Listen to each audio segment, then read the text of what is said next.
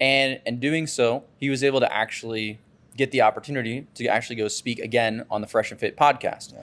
Now, most people can't do that, and most people aren't on the Fresh and Fit podcast that have the low level of clout that you have because they simply don't understand how to offer people value. The other people that are on the Fresh and Fit podcast are guys with paying either a lot of money or have really big followings and have been producing content for years and years before they even have the opportunity to be invited on as a guest or be literal celebrities. But the difference is with Casey that he doesn't have those things, right? He was able to meet Walter, became roommates with him, obviously, so he had proximity, which was honestly the most important thing at the beginning. Then he was able to figure out how to offer value to these guys. So Casey arranged, you had 10, 12 girls that all spoke English in another country, invited Walter and Myron to another country, got the penthouse set up. You also got the podcast set up so that way they were make sure that they were safe. You also hosted an event where you brought 30, 40 other guys as well as 100 girls.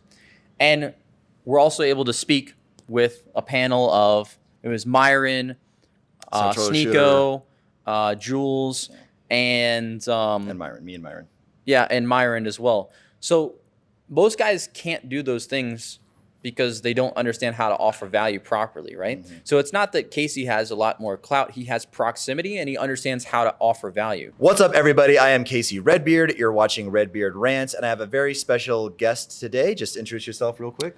Patrick Red. I'm from Washington, D.C., and today what I really want to talk about is the different ways that we're going to escape the matrix, especially if you grew up in the U.S., and some of the traps and pitfalls that guys fall into that end up with losing money, end up with divorce, not having the relationships that they want. Yeah, most guys' lives are just really, really miserable. Most guys are broke.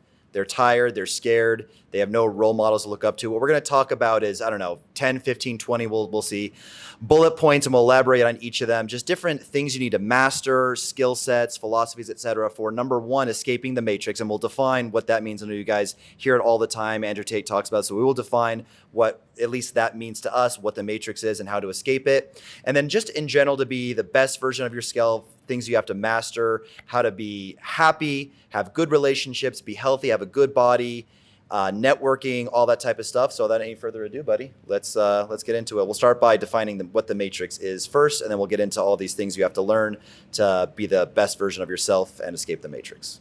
Okay, so let's define actually what this matrix is. Obviously, Andrew Tate coined this term, the matrix. What does it mean? Well, what is the matrix and what does it mean to escape it? So I guess I'll start first. What I define the matrix as just being a good little slave, a good little battery for the governments, and obeying the social conditioning, the systems of control that the political elites, the mainstream media, basically the people in power put forth upon you for their own personal gain. So what would be an example of this? Cough, cough, 2020. They profited from, I don't want to say it on YouTube, but the mandatory thing created by drug companies that was supposed to be injected inside of you, which I hope people know what I'm referring to. That was massively profitable. And by staying in the matrix, they want you to obey that mainstream narrative by CNN, other major mainstream medias. And like I said, just be a good little slave, go to work, pay your taxes, let them use your body like a battery, your body heat, to suck energy for their machines, for their systems of control, like the movie, The Matrix. And you just obey, you don't question it, you marry an aggressive 3 out of 10 masculine woman, you don't travel, you don't learn another language, you walk forth the path that they have laid upon you without any question, blindly, like I said a million times, I'll say it again, like a good little slave. Anything you want to add to that? Do you see it differently? I think that the crazy part about the way that specifically America's society is set up, and obviously I can only really speak about Colombia and the USA, but I think one of the craziest parts about how American society is set up is that it is, in my opinion, optimized for the most amount of debt and the best amount of tax-paying citizens in the country. And when I go overseas, when I go travel to other countries, I've been to 38 other countries now, I don't see the same culture that I see in the US, based around work and based around debt and based around financial markets as well. So, for example, when you're 18 years old, you can't drink alcohol but you can take out $250,000 of debt at a 9% interest rate to go to college for a degree that you don't even know that you want, right? Can you get a loan for trade school, which would be a much better, safer bet for the individual? Yeah, you can get a loan for trade school as well. But then you also can't get a loan for getting a house. So at 18 years old, you've been kind of pre-qualified throughout all of middle school and high school, and it's becoming younger and younger where people are taking the PSATs, the pre-ACTs, and then when you graduate from high school, they're like, okay, every single teacher's telling you, hey, go to college, hey, go to college, hey, go to college. They're holding on that narrative for their dear life. Yeah, and they're talking about like, hey, you're not going to be successful if you don't go to college. You're going to end up poor if you don't end up going to college. And unfortunately, that is part of the truth, but I think most successful people are successful despite the fact that they go to college, not because they go to college, right? Successful people go to college because they are already successful in other aspects of their lives and already had a good family set up, already had good work ethic, already had good ethics, and they end up going to college for that job. But the problem is that most 22 to 26-year-olds that are in the U.S., that I understand, that were my friends at least, have $100,000 to $150,000 worth of debt where they're paying 8%, 9% interest on that debt. So, that's about 2 months' salary for them. And then they can't go travel. They can't make any other decisions. And they've essentially become an indentured servant for the next 10 years to be able to pay off this college debt. How about outside of finances, right? Because that's kind of a small aspect, at least to me. That's not a small aspect. If you get into $150,000 worth of debt when you're 18 years old, who's going to let you do that other than the U.S. government? At the end of the day, though, money and finances to me, I guess I can't say it's a small aspect of life. It is a massive aspect of life. But to me, like I was talking about earlier, social conditioning and social control and happiness goes so much beyond finances. So, finances are probably the single most important thing up to a certain point, up to, as soon as you're getting, call it $250,000, $300,000, maybe a little bit more, it's hard to see your happiness go up much from extra money. I agree with that. But we were talking about this before we started recording. I see loneliness as probably the biggest problem that men are experiencing. And you talk about, and I said, here, the operative word here is that these politicians, these elites, these people that make the rules that we have to obey, they'll do whatever they want to serve their best self-interest. So back to cough, cough 2020, the idea was isolation and loneliness so they could justify the thing that you were supposed to squirt in your body to cure cough, cough, at the expense of the loneliness of, basically everybody. But let's talk more men because, the thing is, I was new to Miami when I first, when cough, cough 2020 started. And it was really great actually to be in Miami during that time. Yeah, that's probably I went from Medellin. I went to New York, and then I went to Miami. New York, and we were in the gym, me and Austin Summers, and we were in the gym, and some lady asked us to put a mask on, and no one else had a mask on, and we're like, "What are you talking about?" Yeah, it was like November 2020. It was amazing. Anyways, continue. November. Oh wow, yeah. By then, Miami, they were already like opening up pretty much again. So, the point being is like. They'll say any narrative like on the news, right? They will turn black against white, man against woman, Republican against Democrat. What else? What's another cultural war that they're trying to do? I'm drawing a blank. There's so many. Police against everybody or everybody against trans. Police. Yeah, trans against everyone else. And it's all to sell more ads, to create more outrage porn. And again, they don't care that. The consequences of turning all women masculine or making all men into little bitches or locking everybody in their houses, of literally stopping the world from turning on its goddamn fucking axis for 2 years globally so they can make some extra money. It's all about their greed, their profits. And again, it's this is why I'm saying, I guess that does kind of come back to money and stuff like that, but it's escaping the matrix doesn't mean just not going to college, not having debts and loans and stuff. But like I said, with women and stuff like that, do you want to touch on that aspect a little bit too? Yeah, and I think that what would be the most relevant for probably our audience is probably talking about how it pertains to the U.S. Right? Okay, yeah. So one of the things about the culture in the U.S. is that you have you're working very hard. You're making the best money of any country in the entire world, right? But then what are you making that money for?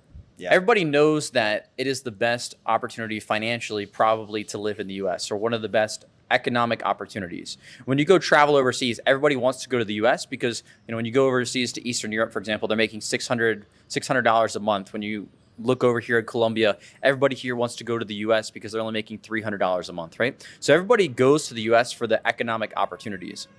But one of the things that I think is missing that we always talk about, and the reason why we moved internationally, is what are the other things outside of money that impact your quality of life?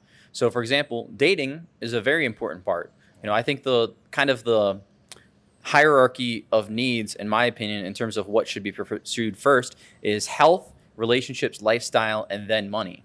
Because money, I think, is just a way to spend to improve your health, improve your relationships, or improve your lifestyle.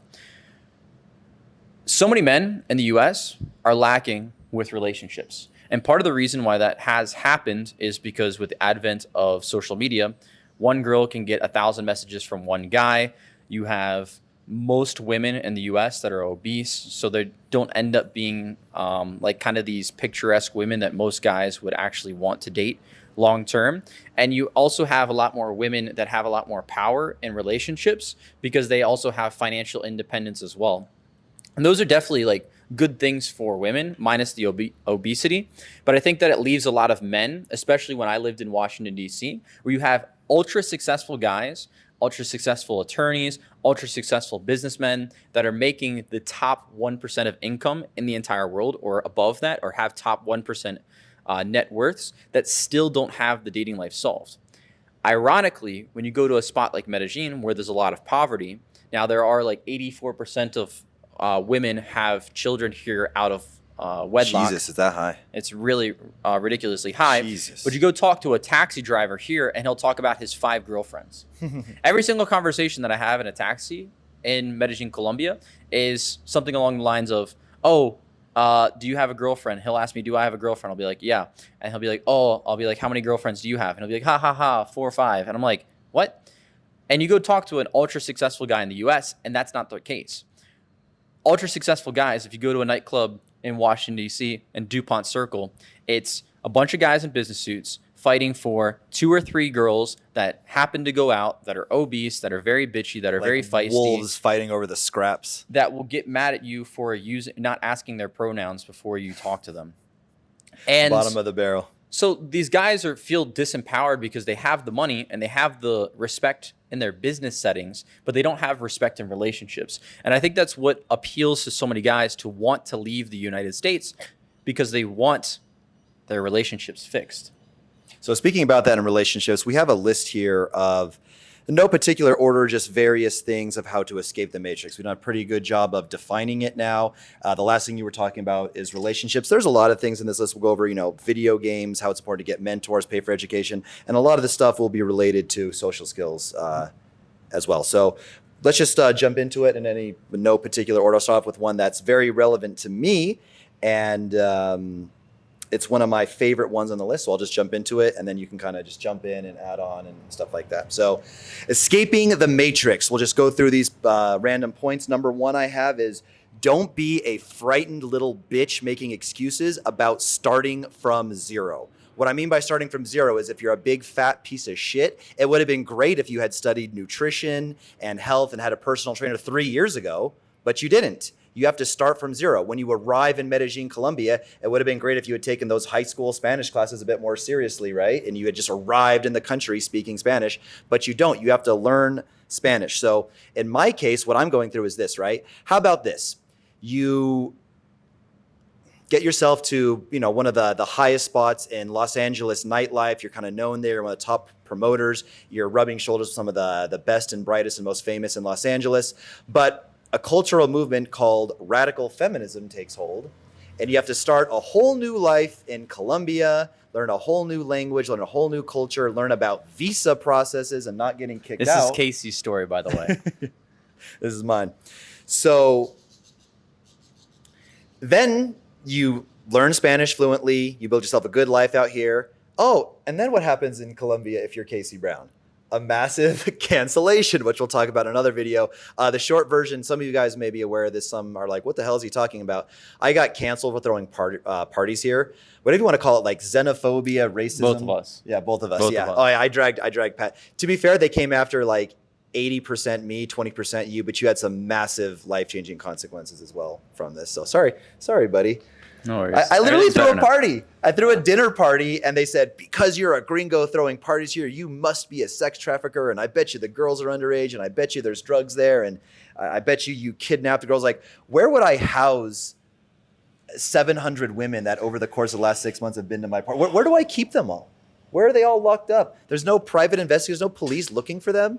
I mean, that'd probably be harder to pull off than what Elon Musk is doing, going to Mars. If I could successfully kidnap and house 700 women and get away with it. Anyway, so yeah, a lot of anti-gringo sentiment here. So I was canceled. So where does that leave me? I am actually in 5 days packing up and starting a whole new life in Brazil. Whole new visa situation to figure out. Completamente nova linguagem para aprender. That's my Portuguese. That's my gringo shitty Portuguese right now. I have to learn everything, start all new friends, all new social circle, all new culture, all new visa problems, all new language. So you can't be a bitch, because what's my alternative? Like what's your alternative if you're a fat broke guy? Don't start going to the gym. What's your alternative if you have to move to Japan for some reason? You don't want to learn Japanese. Live in Japan without Japanese. You have to start from somewhere. You can't be a bitch about starting from zero. And no matter what part of your life, you've probably already started from zero in another part of your life, right? Whether that was with your fitness, whether that was with making money, whether that was learning a new skill or playing, sports. You've started from scratch in the past. And the difference is that this is not a different pathway than you'd have to go through for other aspects of your life where you have become successful. I think it's way more important about your skill set of being able to start from scratch, because that gives you a lot more confidence. For example, Casey built his social circle from scratch when he was in LA. Then when he went to Colombia, he already kind of knew exactly what the process was. Definitely some new things in terms of learning the new language, understanding the new culture, but generally speaking, the skill set was the same. So instead of worrying about like how predictable it is that what your success is going to be, just realize that if you go through some of the same processes you've done in the past with other parts of your life, you can also have success in that part of your life. They carry over a lot, yeah. Okay, next one on the list is, we'll just touch on this one. We're not spend like hours on all of these, right? Learn about nutrition, right? I mean, what do we need to say there? Health is absolutely fucking everything. If you're young watching this, you can probably get away with eating McDonald's and feeling okay. If you look like shit, you're gonna be unproductive. You're not gonna have good energy levels. You're not gonna be super popular with the ladies. You're gonna be at least making it harder on yourself. There's a lot, there's a keto diet, low carb, carnivore. Try a bunch. I'm probably on the side of supporting that. What I do is I do low carb for the first part of the day and eat my carbs at night. We're not nutrition scientists. I don't want to spend too much time on this, but learn nutrition, experiment with diets. Just stay away from processed foods. How about that? Let's just say that. I think that part of the matrix as well in the US is the type of food quality that's there. I went and visited the US with my girlfriend, and we had Chick-fil-A, and she had never experienced eating something and then feeling hungry right away before in her entire life. A lot of the foods when you go overseas, a lot of American foods are actually banned in other countries because they're not healthy for you. Europe, they're way better than the standards. It's a lot easier for me personally and other people that I know that go to other countries to stay healthy because the food there is a lot more natural. It's a lot less processed in general. I think that's one thing that American companies are kind of designed to get you fat, so you have more health problems, so that way you go to pharmaceutical companies, you take more pills, you invest more in healthcare, and you end up paying for a lot of these symptoms down the line. Yeah. Another part about health as well is that you got to understand that if you had the perfect wife, you had the perfect lifestyle where you're traveling all around the world, and you had $100 million or whatever your personal financial goal is, and you were going to die in 24 hours, you would give all of those things up just to be able to live 2 extra days. Yeah. So no matter what level you get to in your relationships, your lifestyle, or your money, doesn't matter if you're going to die or if you're a fat fuck. Yeah. Going back to I'll wrap on this, the Matrix and, American nutrition and stuff like that. Remember the food pyramid? You still had that, right? I know you're quite a bit younger than me. Yeah. Yeah, we They had definitely a had that food dairy pyramid. group. They had a goddamn dairy group. Like there's fats, proteins, carbs, alcohol, sugar alcohols, and like dairy's like its own macronutrient. How you can have a dairy group? You mean like a protein and fat group? I don't have per se. And then even raw milk, the sale of raw milk being illegal in most states in the U.S. and only being able to have it for pet consumption. That's how they get around it in the U.S. But like here, in Colombia, being able to have farm, cow, grass-fed, pasture-raised, everything's like that. unpasteurized raw milk delivered to your house, and that's not illegal. Here's a great one that we're going to do next. That both of us we could do our own show for 8 hours on this topic. You're going to love this one. So a great technique, skill set, whatever you want to call it, for escaping the matrix and building an awesome life in general is learning how to throw events. I'll let you start off with this one first, since you're a 4th degree black belt at throwing events. Yeah, I've been hosting events since I've been around 19 years old. And I think that when guys get successful, they just kind of imagine that they're going to automatically be in circles around other successful people. And a lot of people that are successful became successful by associating and meeting new people that either gave them better perspective on what life could be, or actually gave them skill sets or money from being able to create businesses, or giving them opportunities of getting a job. And I think maybe you've experienced that in the past for yourself. Hosting events is so great because it allows you to meet a ton of people in a short amount of time without necessarily having like a high obligation. So when you go on a one-on-one date, it's a lot of obligation for that girl to go on a date, and she has to really like you to want to spend that one-on-one time because she has so many other options. When you go invite a guy out to dinner, who already has a successful company, he might be willing to give you some mentorship by meeting you one-on-one, but again, it's a lot of time, it's a lot of obligation. So what I personally like to do is I like to pick the coolest thing possible to bring people to, and that way it makes it a no-brainer offer. If I go invite you to, an amazing mansion in Medellin, it makes it very easy for you to say yes, or for you not to say no. And then when I'm in that environment, I can have small little conversations, and essentially, instead of ending up on a lonely night without having any friends because somebody flaked on you, now you have 5-6 people that you could go bring out to dinner, 5-6 people that you could go out and play sports with. These kind of group events that you can constantly be bringing people into your life. I just started a fight club. It's more leverage. Yeah, it's a lot more leverage. I just started a fight club in Medellin.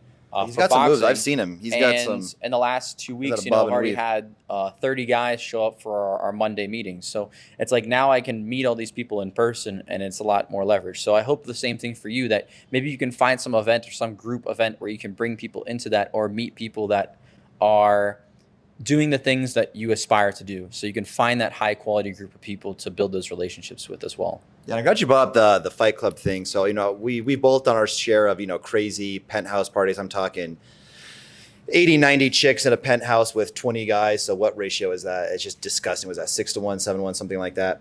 But you mentioned the Fight Club. They could be all types of things. You go to a shooting range. You could do literally anything you want. Just, some type of business mastermind. House dinners, business masterminds. Yeah, private chef over at a penthouse. Yeah. I mean, it doesn't even need to be that fancy. I mean, well, it's like the cooler the thing it is, $40 a night to hire a private chef here. But yeah, here. But I'm saying, like, if you're trying to do this in the U.S., it's just as simple as if you don't have $1,000 to blow on dinner, paying for dinner for people, you can go cook food at your house and just ask other people to come along, right? I think that people overestimate that you have to go pay for everything, or you have to go provide for everything. And it's not the case. I think that a lot of guys that lead with money don't end up attracting the right people to be around them, because they just end up attracting people that like you for your money.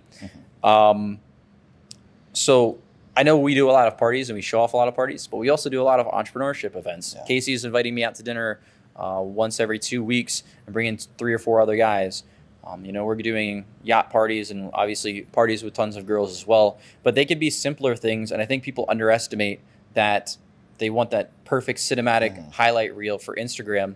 But in reality, life is built up on a day-to-day basis. And a lot of the mundane things that you're doing, whether you're going to sports with your bros or you're going boxing, have a little chess meetup, things along those lines can also have a really big impact on your lifestyle. Talk about an ROI from a skill set to have. Social, I mean, I think that one's pretty obvious. I don't need to go into that one. If you can throw events, that'll have an ROI in your social life. Do we need to delve into that? I don't think so. How about finances, right? If you want to get into a room where the average net worth of the person is, $1 million, $2 million, whatever and up, you can get yourself in that room if you're the nucleus, if you're the person that linked them all together, right? So if you know 6 millionaires, you can be the 7th person in the room and have just as much of a right to be in that room as anybody else because you put the whole fucking thing together. I have a buddy of mine who's in Brazil. I'm going to meet him up right now. He got there a bit before I did, but as I mentioned earlier in the video, I'm going there in 5 days. And he's like, man, I can't wait for you to get out here. I'm kind of bored, that Mediate social thing that was my old company, my old events company where, I brought everyone together. He's like, how did you do that Mediate social thing? I'm bored out here. I got some, hostile friends and they're cool, but they're hostile friends. They're transient. They're maybe not, the most successful, maybe not most long-term friends. And they're not Brazilian, right? Ideally in Brazil, you want to make some Brazilian friends. So the thing is, I can carry that skill set in anywhere. I'll never be lonely in any state. I can know how to meet people. Let me talk you up a little bit more than what you just, I think that was a great example. I think you even have a better example. Casey brought Fresh and Fit all the way from Miami to Colombia. And in doing so, he was able to actually get the opportunity to actually go speak again on the Fresh and Fit podcast. Yeah. Now, most people can't do that, and most people aren't on the Fresh and Fit podcast that have the low level of clout that you have because they simply don't understand how to offer people value. The other people that are on the Fresh and Fit podcast are guys with paying either a lot of money or have really big followings and have been producing content for years and years before they even have the opportunity to be invited on as a guest or be literal celebrities. But the difference is with Casey that he doesn't have those things, right? He was able to meet Walter, became roommates with him, obviously. So he had proximity, which was honestly the most important thing at the beginning. Then he was able to figure out how to offer value to these guys. So Casey arranged, you had 10, 12 girls that all spoke English in another country, invited Walter and Myron to another country, got the penthouse set up. You also got the podcast set up so that way they were make sure that they were safe. You also hosted an event where you brought 30, 40 other guys as well as 100 girls. And we're also able to speak with a panel of, it was Myron, Sneeko, Jules, and Myron, me and Myron. Yeah, and Myron as well. So most guys can't do those things because they don't understand how to offer value properly, right? Mm-hmm. So it's not that Casey has a lot more clout. He has proximity and he understands how to offer value. So if you're able to get in the same room with these people with the right mindset of how to offer value, that's most of what it is. So if you're saying, oh yeah, I could do that, but I'm not famous, well, you don't really necessarily need to be famous. You have to have proximity and then learn how to offer value. So I think Casey was selling himself short on just how good he is at what he's doing. To be able to host the event that he did for Fresh and Fit and be able to get onto the podcast by providing literally 100% of the value with almost no expectations in return, except for being on the podcast, is probably one of the best ways that I've seen anybody create that value from literally just hard work and being thoughtful about what somebody else would perceive as valuable. Yeah, side tangent. I mean, that's one of the best ways to network with people. Like, find out what they want and give it to them. So, if I wanted to be friends with Dan Bilzerian, is there any amount of money that I could offer Dan Bilzerian or any type of, Of course not. Yeah. So, and there's a lot of guys that would offer you money to go to a party, but there's things that are more important than money. And I know it's hard for people who don't have money. And the thing that triggers those guys is that, it's easy for you to say that, the most important thing is not money because you have money. Mm-hmm. Well, yeah, we have money because we understand that money is not the most important thing. So it's the ironic part of it is that we have money because we know that money is not the most important thing in a lot of these situations. Exactly. So going back to the Dan Bilzerian example, I'm just going to sit here on the fly, come up with some things that, how I could add value to Dan B. Okay, the camera over here there for a bit, life of a content creator. So I was just saying, brainstorming some quick ideas of how we could possibly network with Dan Bilzerian. It wasn't money, obviously. Perhaps I said, I know 10 girls in your city that I know verifiably low body count. They have a small or non-existent social media, and I know they've dated broke guys, unfamous guys. So these would be girls that are not only beautiful, Dan, but these would be girls that you would date and that you would actually know for a fact they weren't using you for your money. So just let you know, think about anyone you want to network with. What do they really want? Okay, let's go on to the next topic here, because we got a lot of these to And cover. ultra successful guys already have money. It's a very low value add because they can already pay for all the things that you want to do. So you have to find another way to offer value in their lives. They all have problems still. Money's too easy, right? It's add some other value. Let's do this one really, really quickly. If you want to add on to it, I don't know if you're as big into this as I am. Yoga and meditation. So meditation is a practice of being present. It's also tied in with gratitude, which I believe is the key to happiness in life.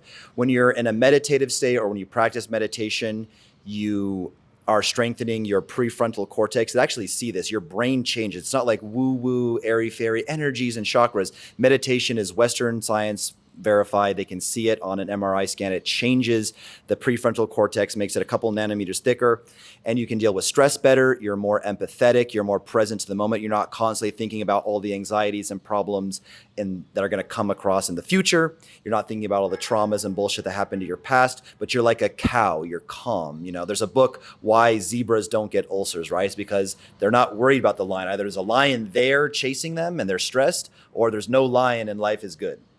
And then yoga, to release the tension and stress you have in your brain, in many cases, you must first release it from your body. So if you have all this anxiety and stuff, you may think, I want to do things. How can I relax my brain? How can I take my mind off of it? What you don't realize is that you're carrying that stress and tension in your muscles. If you were to do 5 to 10 minutes of just stretching, you go yoga. It doesn't have to be like a full yoga thing, but just, you know, stretch the back, stretch the core, stretch the glutes, the legs, upper back, just kind of do a quick full body stretching, and you'd be surprised how quickly the stress in your brain can go. You want to add on to that, or should you just jump on to the... I think that's a great starting point for most guys who are just starting out as well, to just feel better and more confident about themselves in general. Because a lot of the reasons why you don't feel good about yourself is also because your physiological self. So like meditation can solve that very quickly. So I'll let you start off on this one. I'll introduce it and you can talk on it. Escaping the matrix, life lesson, whatever you want to call it. The next one is learn quickly to identify who your real friends are, who are loyal friends, good people you should be surrounding yourself with, not maybe just because they're charismatic, have a lot of money, they're famous, but who are actually good people that you can trust and have around, and who is the opposite of that, who is maybe a charismatic person, has a lot of fame, whatever, but you just know this person wouldn't give you a ride to the airport. This person wouldn't, help you out when you were down. Quickly identifying those people and, keeping the good ones and cutting out the bad ones. Initially, when most people meet somebody that's famous, I think they're kind of starstruck, especially when you talk about with women, because they'll take videos, they'll looking to take pictures, gain some of the clout from being associated with those people. And on the surface, that sounds really good. But on the back end of that, a lot of people who are a lot more famous and have a lot of clout in that way see that other people do things for them a lot easier than people who are not famous. So you can use that to your benefit. So it's probably better to be famous than not famous because it makes it easier for other people to do the things that you want them to do. But at the same time, avoid being starstruck and realize that just like what you'd evaluate with morals with another person in your life, you should also kind of set those types of morals and standards for people that just happen to be famous or just happen to be rich as well. Don't let them slide just because they got... Yeah, just because somebody is rich or just because somebody is famous doesn't mean that they shouldn't also...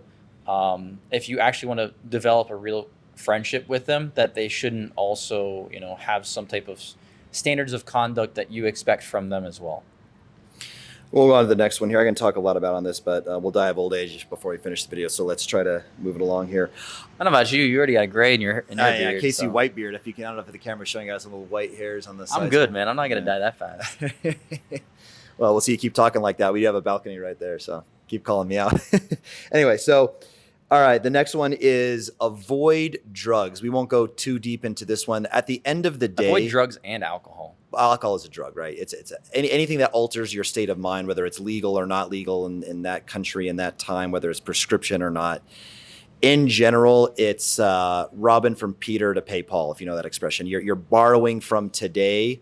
You're getting more serotonin, more dopamine, more happiness today to be without those neurotransmitters, without those good emotions, and even you're gonna pay back a greater debt with interest than what you borrowed, right? So you have, all the dopamine and serotonin on the Friday night and the Saturday night, and you don't just pay it back the next day with a one-day hangover. You're paying it back over like the interest rates are like 300%, 400%. You will destroy the neurons and the receptors. They will get weaker over time. They will stop working. It's called tolerance, homeostasis, whatever you want to call it. It's a hedonic treadmill, meaning you'll just need more and more and more. And it'll just leave you unhappy. I mean, look at movie stars, committing suicide over this. I don't think we need to go too much into this. Just, take our word for it and avoid drugs. You want to add on to that quickly? I think that when you say drugs, the reason why I want to make the point clear as well about alcohol is that personally, my father was an alcoholic, so I grew up in a household understanding how alcoholism affects people and families as well. And my dad's been sober for about 13 years now. Mm-hmm. And I saw that big change from him being an alcoholic to changing his life around and getting help from a sponsor, following the 12 steps in Alcoholics Anonymous, and taking everything kind of one step at a time, right? I've been going out since I was about 19 years old. And I've probably only had about 4 times where I've drank. One was at Summer Ray's birthday party, was like thousands and thousands of dollars champagne. One time when I was in New York City with 6ix9ine for a glass of champagne, 1 shot of vodka in Buenos Aires, Argentina. And also that's something that I encourage my clients as well. And the reason why is because if you can imagine your life going on replaying the same day over and over again. If you don't make a change today, you're not going to make the change tomorrow. So if you compound 10 years of drinking, how is your life going to look like? It's going to look like shit. So if you stop drinking today, then in 10 years, your life will be meaningful. You'll be able to start conversations without alcohol or without caffeine or without drugs. You don't want it as a crutch, right? You don't want to say, I can't talk to this girl or be social until I have this drink, until I snort this line. If you need that as a crutch, eventually you're going to come down. You're at the party, you're charismatic Mr. People person in bottle service for 2 hours. Then you start coming down. Then it's the next day. You have to see these people sober sometime eventually. And you can reach those states of being social and being without inhibitions in a good way in terms of the social lubricant of alcohol. You can do that without alcohol. It just takes time. It takes practice. It's a skill set, right? It's like learning to play guitar. You learn to be social. I think that it's a lot more meaningful to start that journey today than start that journey in 5 years from now after drinking. And the weird part is that when I tell people that I don't drink, they look at me like I'm crazy. And I don't get any congratulations for that. And then you see people who have been drinking for 15, 20 years, and then they stop drinking and they get congratulations for that. Yeah, it's just avoid them. It's a bucket with a hole in it. You can never fill yourself up with drugs. It will always leak out, and your true colors will show. It'll leave you just be like a dark cloud. Don't do it. The next one I have here is pay for education. And in 99% of cases, I do not mean formal 4-year university college. If you just love building bridges and you want to be an engineer and you got to go to school to get your engineering degree so you can build your bridges, fine, go for it. Go to a 4-year traditional school. What I mean is mentorship programs, coaching, digital courses. Why would you make all the same mistakes that somebody has already made and not shortcut that? I mean, if you can't afford it, you can't afford it. But I would say, if there's something you want to, what's something that someone may want to do? Digital marketing? I mean, it could even be simpler than that, right? It can literally be boxing. It can be soccer. It can be a coach for music lessons or learning drums or learning piano. There's a reason why people follow a path of somebody who's already done it before, because the accumulation of knowledge, essentially, when you're born today, you have the accumulation of knowledge of everybody that lived before you because they've been able to pass it down to the next generation. And it would make no sense for you to dismiss all of this past trial and error and then try to reinvent an iPhone. You look at what is the existing technology that's out there, the existing pathways that people have already trailblazed, and you follow that path just like a hiker following a trail. I'll say another thing too, a way you can quote unquote pay for education. You can kind of pay with time in a way, not just with money. I'll give you an example. If you wanted to start a restaurant, you just knew that was your passion, you wanted to be in the restaurant business, what better fucking way to learn how to run a restaurant and run a restaurant as a business than to work in a goddamn restaurant? So that's like paying for education in the sense that you're sacrificing your time. You can pay with time, absolutely. Time is actually orders of magnitude, infinitely times more valuable asset than money. And not only that, you're paying with your time, but you're getting reimbursed with some money. I guess you don't make much working in the restaurant business, but it could be anything. If you want to learn commercial real estate, what better way than to just tell a commercial real estate guy, hey, I'll work for you. I'll bring your goddamn coffee to you, whatever I have to do to just be around you, to absorb your knowledge. Much easier. It's so much easier. And so that way much you less pay with your risk. time. Yeah. So much less risk. Yeah. So many guys come to me and they're like, hey, I want to start my own business. And they don't even have like a really good paying job yet. It's probably easier for you to get a job. And there's a reason why most people are employees and being an employee is not a bad thing at all. It gives you the ability to learn the skill set. And then once you've learned that skill set, you've mastered that skill set in that very narrowly defined role, you can make more money probably by going outside of that skill set and starting your own thing. But being an employee gives you an amazing safety net to be able to have money, to be able to experiment on the side, and then be able to build yourself up from that. It'd be ridiculous for somebody to go start a restaurant when they've never even worked in a restaurant before. And test drive the industry. Make sure you really like that industry too. Yeah, and building a business, the most people that I've seen have built successful businesses, worked in a job, mastered that job, and then started their business from the skill sets that they learned in that very low risk job environment. Cool. I don't have anything else to say on that. Let's go on to the next one then. Learn about female psychology. This is our next topic. So I'll start off here. Aside from the obvious thing, when you know about female psychology, you'll learn how to pull girls and fuck them, right? That's probably, the most obvious thing.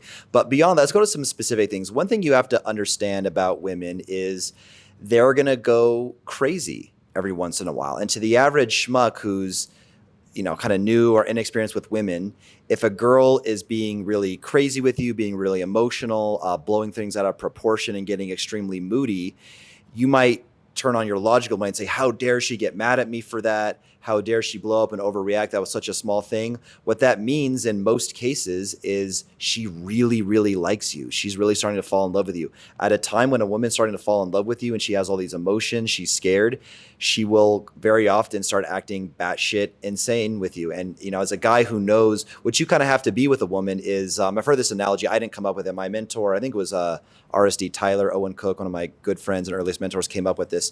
You have to be like the lighthouse in the ocean with the waves crashing in. So she's the waves, right? The waves can be high tide, low tide. They could be calm and tranquil. There could be a tropical storm and they're smashing in the lighthouse. But you as the lighthouse, just stand strong and erect and don't you don't falter in that. And we can go on and on in this topic, knowing sometimes, what the right amount of jealousy is to give a girl versus going too far, how to quote unquote red pill a girl. I've had girlfriends, and I don't know if you want to, talk about any of this too, if you've had experiences like this, but where they accept the fact that you fuck other girls. If I didn't know female psychology, if I didn't know how to explain to a girl, oh, listen, baby, I'll only post you on social media.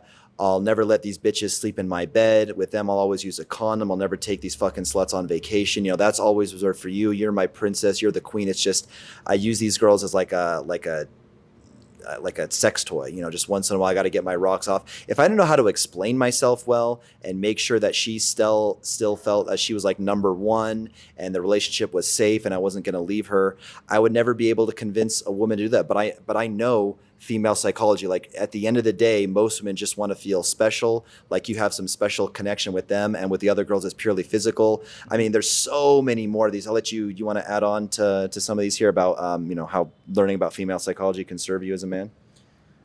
If you don't understand female psychology, you're not going to get your future partner. Yeah. Or if you do get your future partner, you're going to end up divorced at 50 years old. She's going to take your kids and she's going to take half your money. Yeah. So the pain that's going to happen if you don't understand female psychology is that you're going to get divorced and you're going to be left in an even worse spot than you are right now, in addition to your marriage being horrible. The best phrase that I have for how to deal with women is to reward good behavior and ignore bad behavior.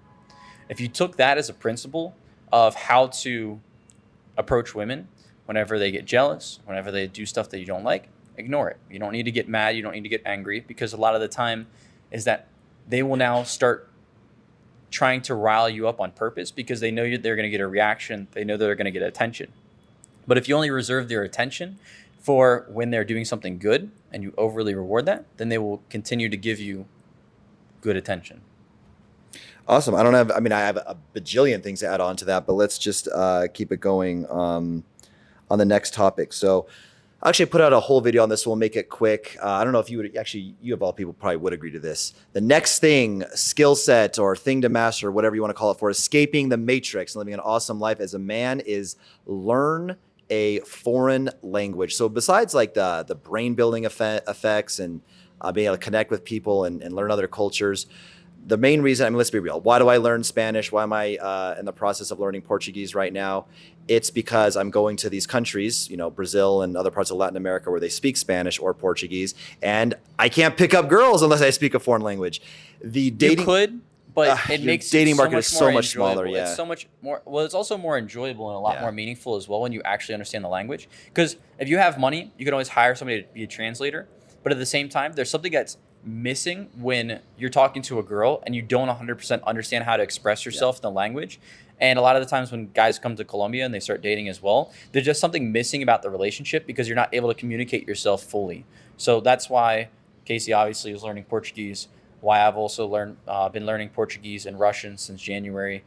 Because when I go to these new countries and when I go travel, I want to be able to communicate properly in the way that I want to and not feel lost for words. But why even go to another country in the first place? I mean, you're American, the richest, most progressive, best economy, whatever, job market country in the world. Well, if you haven't noticed, we talked about early in the video, the women there are basically men with vaginas. They are so masculine and so domineering and just in general so hateful and resentful of men and their standards. They do this on Fresh and Fit all the time, my good buddy's podcast. They're like, some girl that looks like an obese cockroach will be demanding a guy be, 6'3" and above, make, minimum $500,000 a year, et cetera, et cetera. It's only going to get worse. Six-pack, and it's only getting worse. It's not going to get better. If you want to find true love, sex, romance, happiness, fulfillment, connection, chemistry, et cetera, with women, you damn near got to leave the Western world, United States, Canada, Australia, et cetera, UK,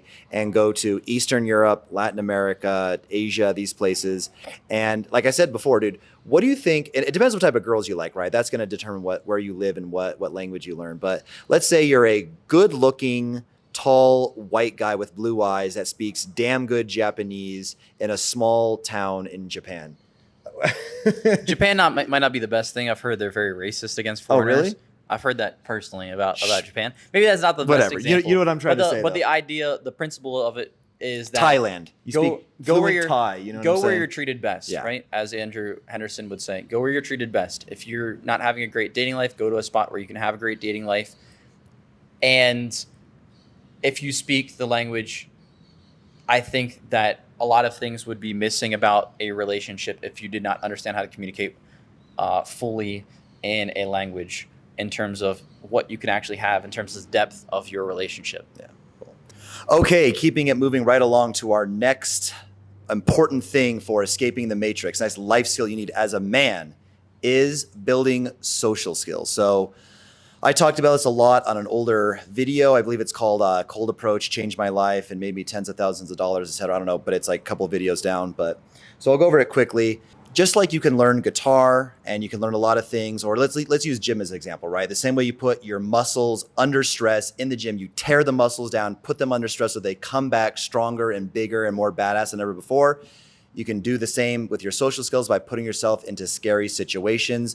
And the ROI of that is just through the roof. I mean, dating is like an obvious one, relationships with women, being able to build friends. You talked about, some video you did a long time ago that, especially for these successful guys that maybe have dedicated a lot of their life to school or work, career, they can feel like they live in a lonely social cage where even though they have, all this money, and then with money, many times you can buy back time, you can outsource things and you have money, you don't need to work.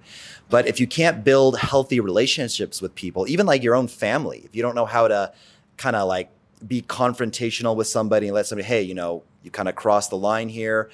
If you don't know how to network with people and make people your friends, a quick story about me, we touched on this earlier, but I just happened to be out and about social one day. I met Walter, aka Fresh Prince CEO, and that parlayed much later on into me being on the show, me getting a whole bunch of subscribers and clout from them, me getting tens of thousands of dollars from the clients that I got that saw me on Fresh and Fit. Shameless plug. Guys can outsource their online dating life to me. You can find any type of girl you want. But none of that would have come about. I couldn't have made these guys my friends. I couldn't have this amazing dating life. Again, it's just, if you can't be social and you don't have good relationships in your life, it's kind of like health. Nothing else really matters.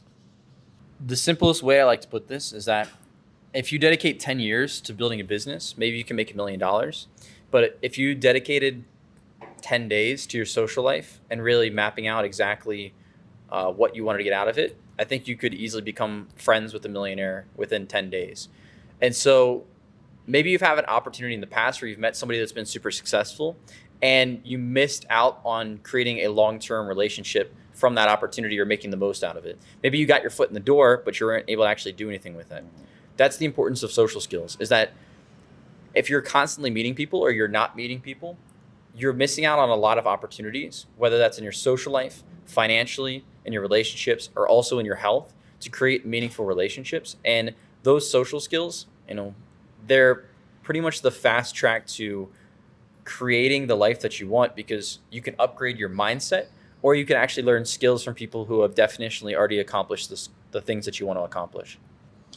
Yeah, I mean, I'll wrap up here. Like I said, the ROI from this is one of the highest things ever. So going to bars, nightclubs, if you're young, I would say you can do this. If you're a bit older, maybe just focus on throwing events. I have a whole how to throw a party masterclass, but could also be how to throw a low energy, no alcohol event if you want. It doesn't have to be a party, but like we were talking about, just to summarize this point, it's everything. It's absolutely everything. You don't have good relationships, then you have nothing. You're lonely. You can't make friends. You can't maintain friends.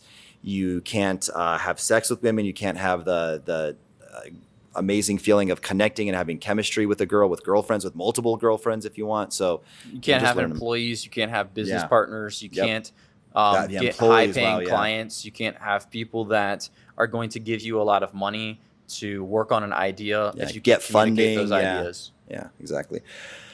All right, we will move right along here to the next point: to escape the matrix, live life like a boss, whatever you want to call it.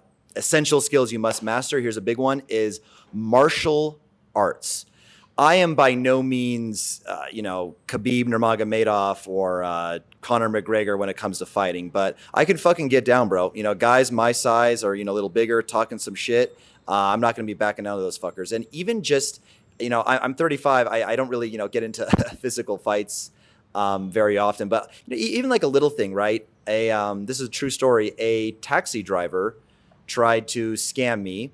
He did the old thing where, we got to my destination and I handed him a large bill, and then he turned and said, "Oh, what is this?" He held like some small bill. I'm like, "Bro, you put the large bill in your pocket. I like, you have one chance. I give you one opportunity to come correct and admit you're trying to scam me. I gave you it's a 100,000 peso bill, like the green one. I'm like, dude, I gave you the green one. You're showing me the 5 mil, peso brown one. You got one," in Spanish, of course, I told him, "You have one chance to, admit you're trying to scam me, or this is going to get ugly." And he didn't. So long story short, I pulled him out of the car. I strip searched him like a fucking cop. I found my crumpled up $100 bill that he had stuffed in there.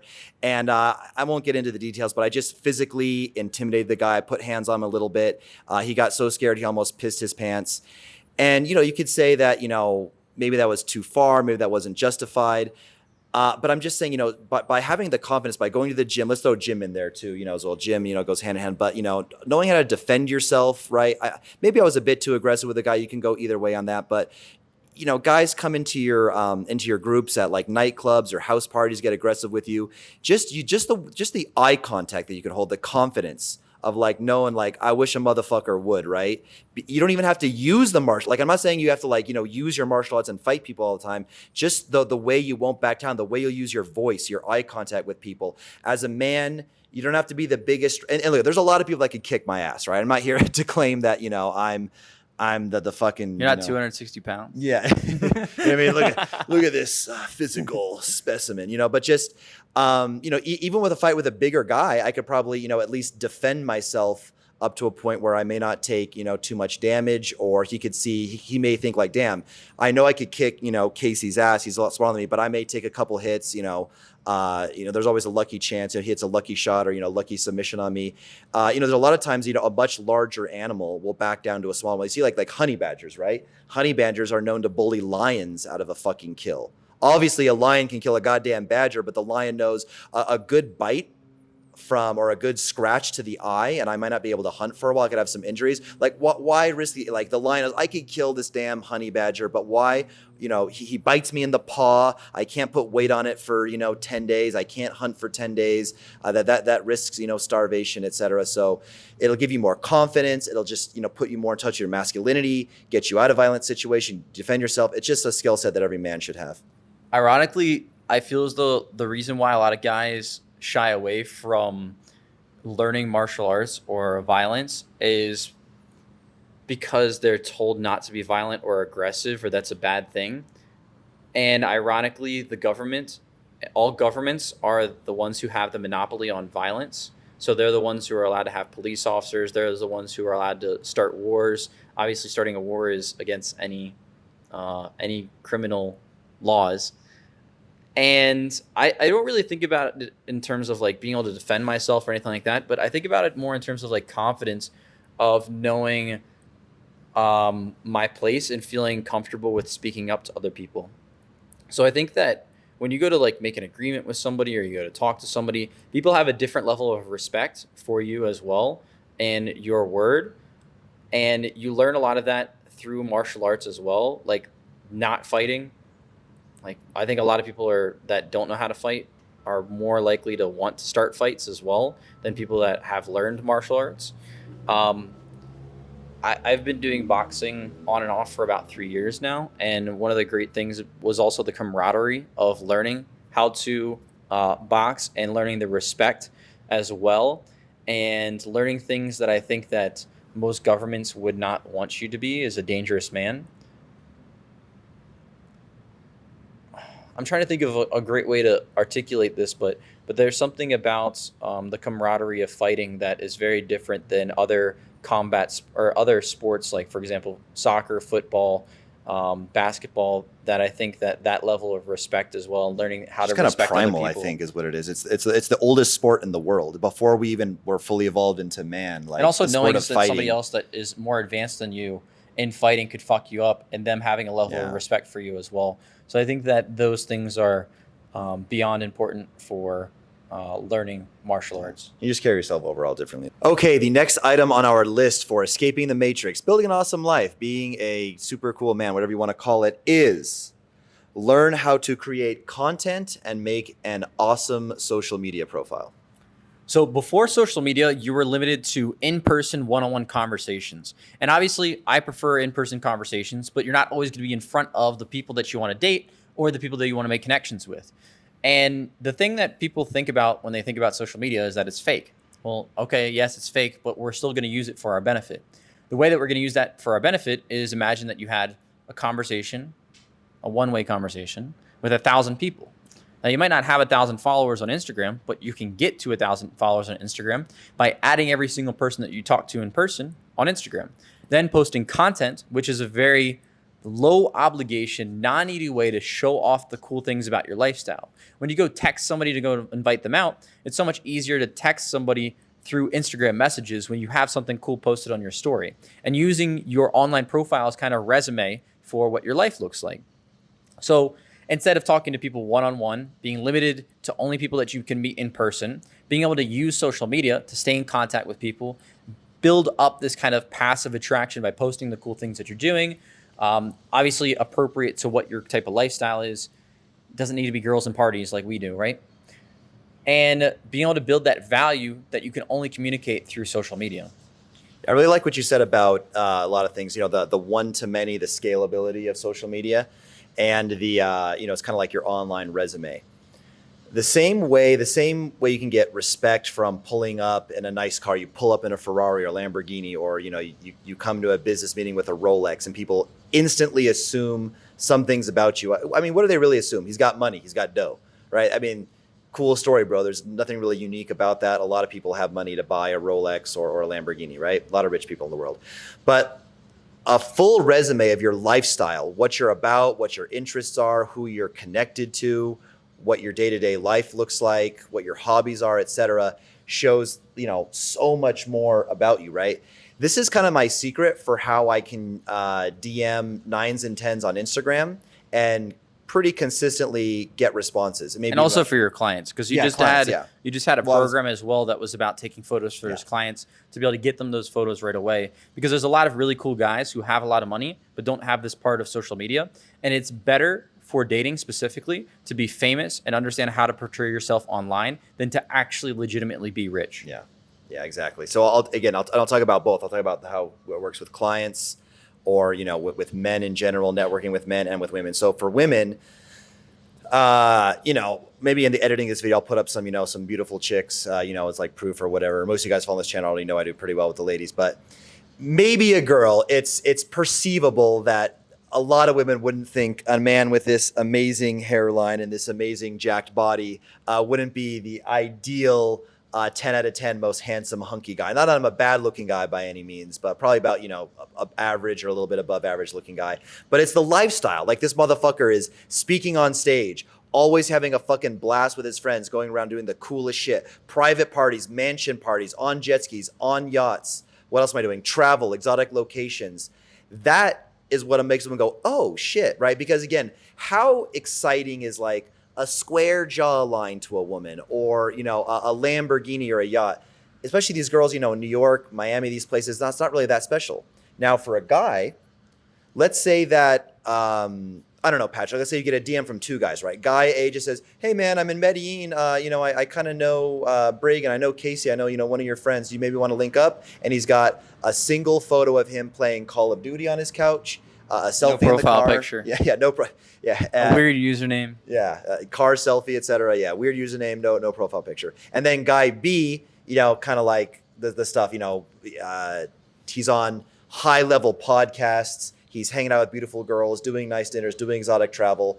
Which guy you're most likely to want to network with? Or even simply a guy who has some nice pictures in suits, has a couple pictures of him traveling other places, shows off that he is not a weirdo, right?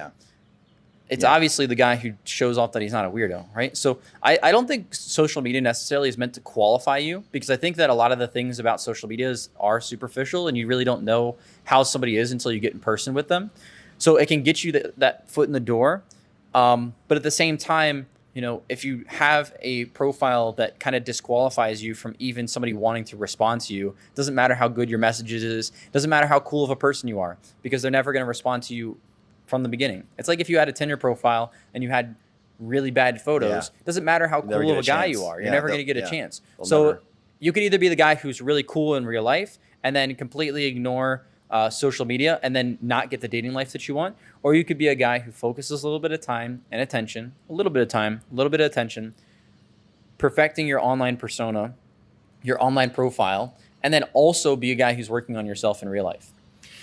And the last thing I want to say, which we already touched on, is the scalability. You talked about having, one-to-many conversations. You can, and Instagram is a stunting app. It's meant to show off, to stunt, to floss, whatever you want to call it, about all the cool shit going on in your life, and it's normal.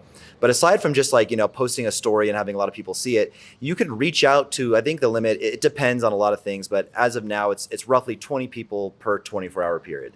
So if you wanted to meet chefs, you had a cooking YouTube channel, you want to network with other chefs. What if you DM'd 20 chefs a day? Even if your response rate was 1%, right? That means every 5 days, you'd have a new chef that wants to collab with you, that wants to network with you. And even think about this 20 years ago.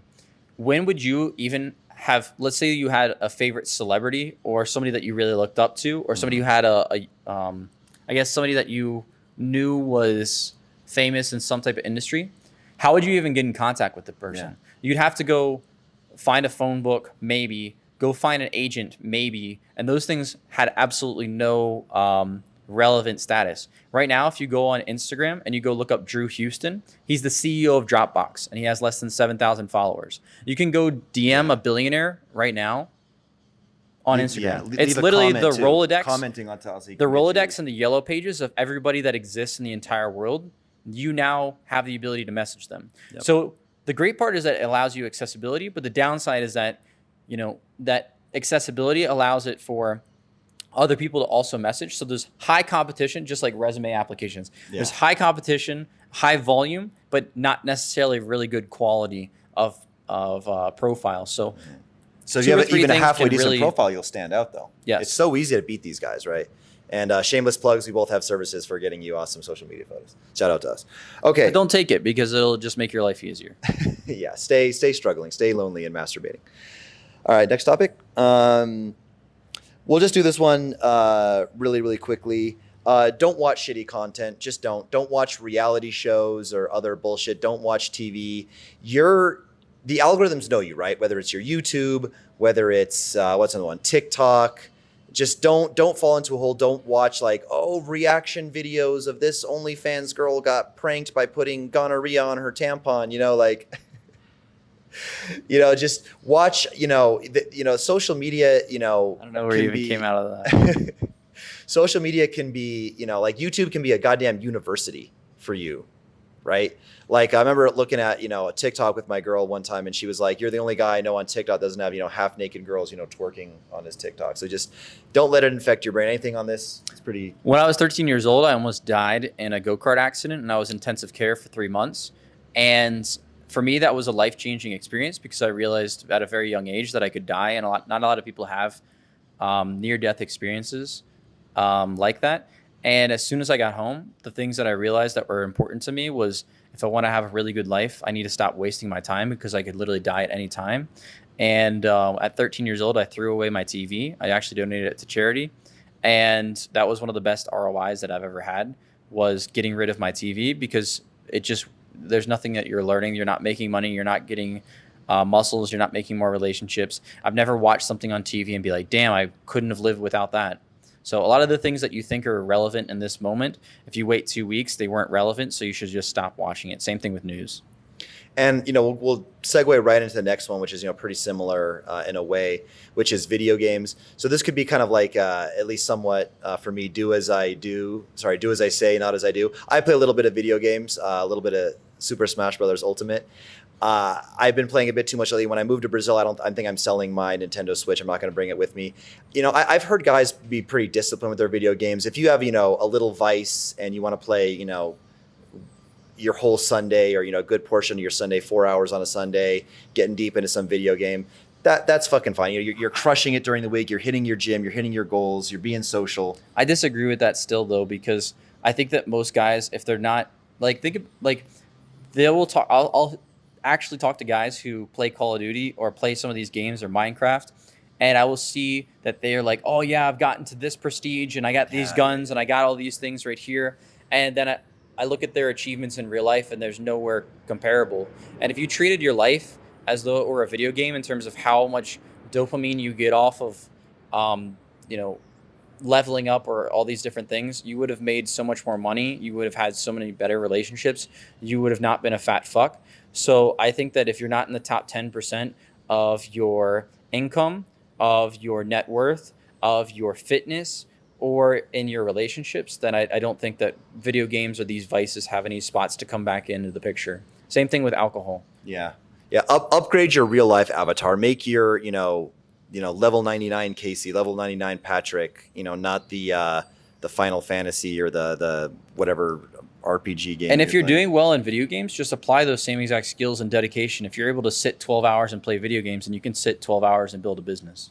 Okay, great. Okay, well, there you have it. Maybe that was 15, 20, I don't know, different little bullet points for how to be a successful guy, how to escape the matrix, how to be the most badass version of yourself. Do you want to add something or kind of tie these all together for the people? Essentially, if you've grown up in the U.S., you know U.S. culture very well.